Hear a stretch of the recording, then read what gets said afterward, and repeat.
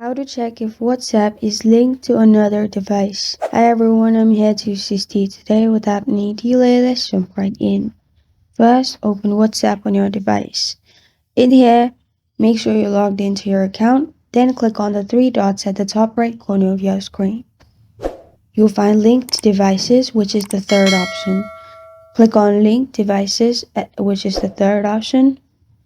Then if it was linked, you would find everything in here, the devices that are linked.